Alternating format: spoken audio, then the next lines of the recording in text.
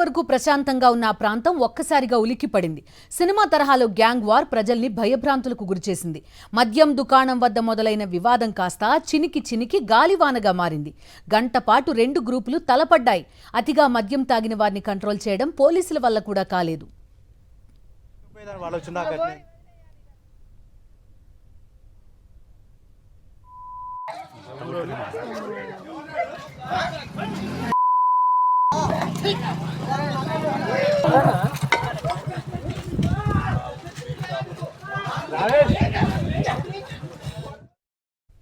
సూర్యాపేట జిల్లా Ramapuram cross road వద్ద ఒక వైన్ షాప్ సమీపంలో పెంచికల్ దిన్నే నేరేడుచెర్లకు చెందిన రెండు గ్రూపులు మద్యం తాగడం ప్రారంభించారు. ఈ క్రమంలో ఇరు వర్గాల మధ్య చిన్నపాటి గొడవ జరగడంతో పెంచికల్ దిన్నెకు చెందిన గ్యాంగ్ సభ్యులు నేరేడుచెర్ల బ్యాచ్పై దాడి చేశారు.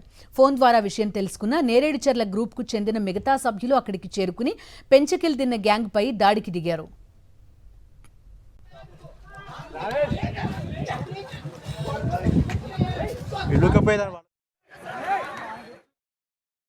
దాదాపు గంట పాటు రెండు వర్గాలు రోడ్డుపైనే తీవ్రంగా దాడి చేసుకున్నారు. నలుగురు యువకులకు తీవ్ర గాయాలై రక్తస్రావడం కావడంతో స్థానికులు పోలీసులకు సమాచారం ఇచ్చారు. వెంటనే అక్కడికి చేరుకున్న ఇద్దరు పోలీసులు ఇరు గ్యాంగ్లను చెదరగొట్టే ప్రయత్నం చేశారు. కేవలం ఇద్దరు కానిస్టేబుల్స్ మాత్రమే ఉండడం వల్ల పరిస్థితి చేయి దాటిపోయింది.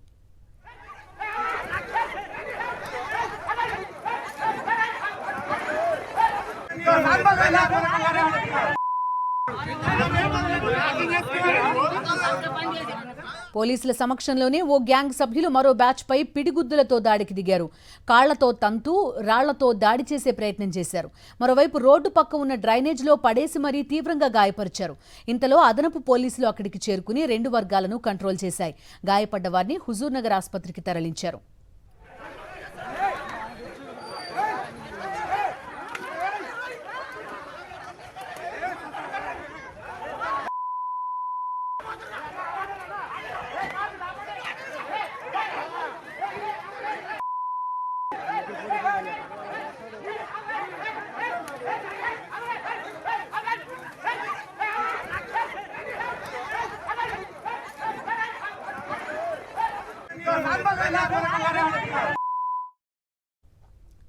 దాడులపై ఇరు వర్గాల వారు పరస్పరం ఫిర్యాదు చేసుకున్నారు.